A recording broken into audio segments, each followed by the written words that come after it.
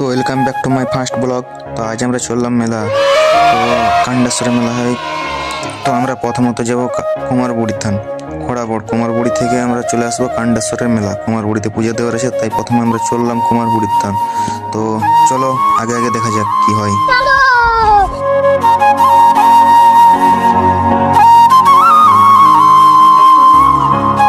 তো আমরা ফাইনালি চলে এসেছি কুমারবুড়ির থান। তো এখানে এসে দেখছি পুজো তো কমপ্লিট হয়ে গেছে, সব তো হয়ে গেছে।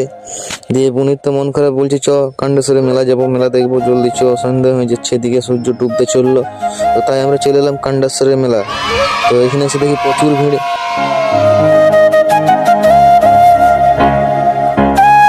তো এই যে চলে এলাম মন্দিরের সামনে, এখানে পাঠা বলি হয়েছে, ভিতরে এখনো পুজো চলছে মনে হয়, ভিতর দিকে যাইনি, জুতো পরেছিলাম তাই। তো চলো মেলাটা ঘোরা যাক। এই যে একটা ঘুরিয়ে দেখিয়ে দিলাম কত লোক আছে, দেখে নাও।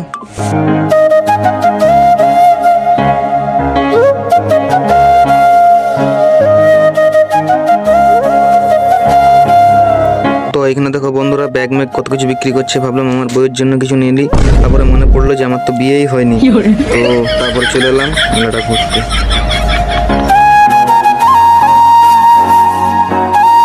তো ফাইনালি আমাদের মেলা ঘোরা শেষ হয়ে গেল, বুনি তো এখানেই থেকে গেল। তো আমরা চললাম বাড়ির দিকে।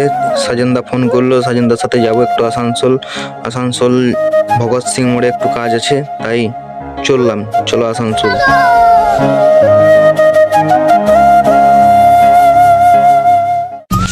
তো মেলা তো প্রচুর ভিড়, দেখো কত গাড়ি দাঁড়িয়ে আছে। তো সামনে দেখতে পেলাম পেট্রোল পাম্প আছে। তো সুরেশ বললাম চ আসানসোল যেতে তেলটা ভরেলে না, রাস্তায় তেল শেষ হয়ে গেলে গাড়ি কি ঠেলবি, কি ঠেলবি তখন সুরেশ বলছি চ চ চ আমি ভরাই দিছি তেলটা। চ ভালোই হলো, ফকটিয়া মাল পেয়ে গেলাম, তেলটা ভরাই দিলে 100 টাকার। তো ভালোই হলো, 100 টাকার তেল ভরানো হয়ে গেল আমার ফ্রি ফকটিয়া। চলো তেলটা ভরে পরে চলে যাই আসানসোলের দিকে। সাজনদা দাঁড়িয়ে আছে ওদের গ্রামে। তো চলো রাস্তায় দেখা হচ্ছে।